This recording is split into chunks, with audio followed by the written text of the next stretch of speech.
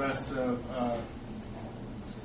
County Road 300, and we were able to bore underneath there. A little tricky bore. We got existing rural water line right here, and then on the other side we had five to deal with, and so we had the contractor had to bore at an angle, and he actually did a pretty good job. Just didn't have too many trouble with this right there. Here's a shot. All the directional drilling is done basically across roadways and creeks is in the PVC pipe or the blue pipe. The remainder of the line is in ductile iron, and this is the case where they are transitioning from the PVC to the ductile iron. Here's a location up near the Flat Rock intake. This is along 421 or Old Michigan roads here, and they're making the transition to continue back toward town here. Just a fitting there. Again, they had to deal with a lot of different utilities along. This is Old 421 looking to the north or west. You can see they had a telephone, two telephone lines. We had a fiber optic line. These copper lines are the telephone, and they had to work around all this, and that's what slowed the production as they were going along 421. They are now out of that, so their production rates have increased. They've had a couple thousand foot days. So. That beginning disruptions in road services. Were they able to locate everything? They were able to.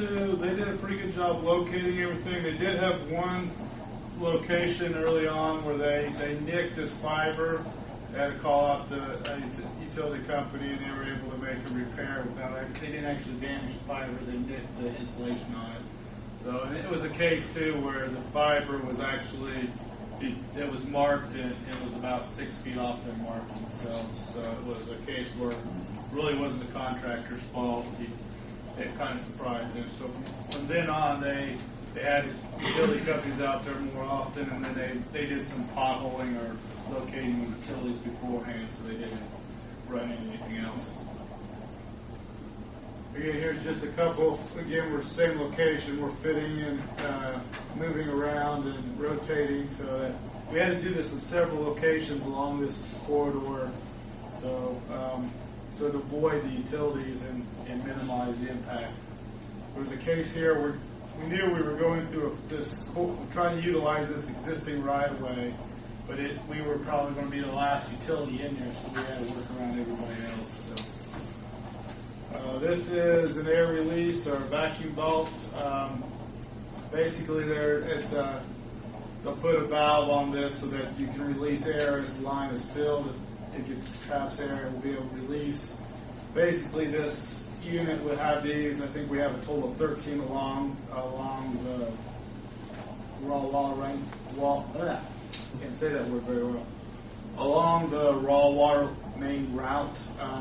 Basically, we locate these at high points in the line, so as a way of being able to get rid of the air in the line.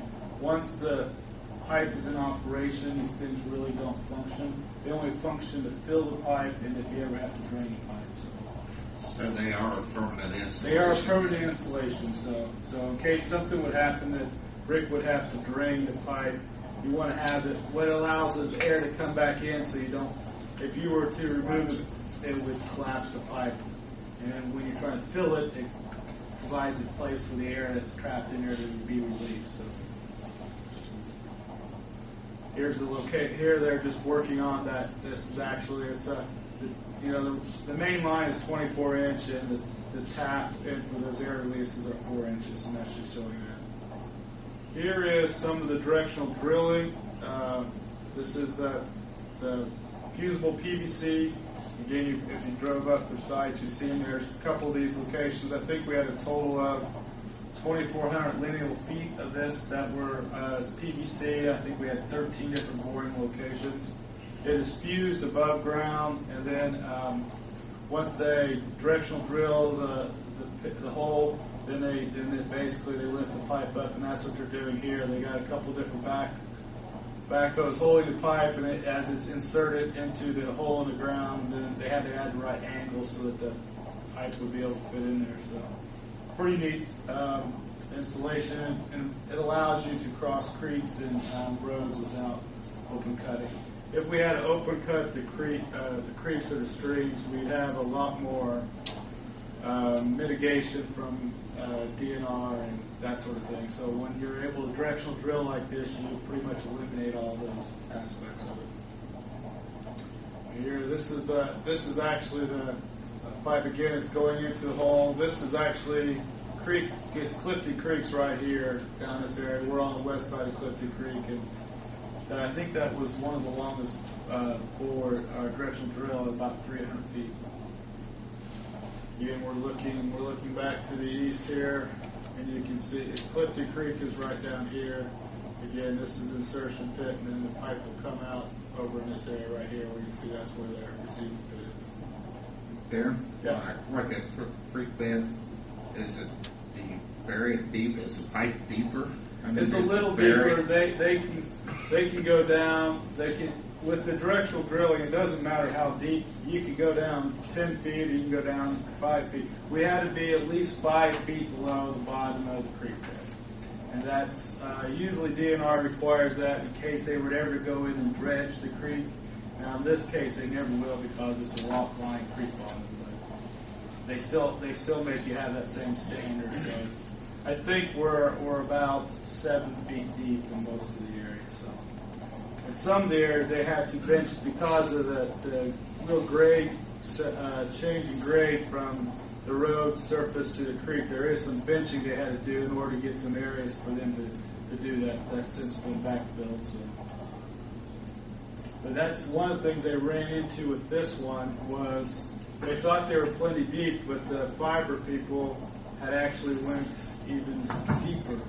So so we had to make sure we had to physically locate them on both sides of the stream and then figure out where they were so we can miss them too. So what they start out is they drill under the creek with about a 2-inch casing or 2-inch bore hole, and then they come back once they get the thing through the cabling through there.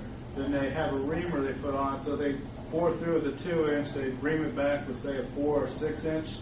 Well, then they put another different reamer head on there, and they pull it back through with a 12-inch, and they keep increasing the size of their reaming heads until they get to 24-inch. So they actually had to pull the machine back and forth, I think 4 or 5 times to get that hole open, so they could do that.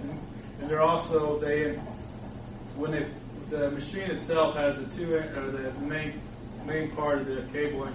They can provide water in a mud slurry that kind of help lubricate the hole as it's going through, so that they can keep the hole open too.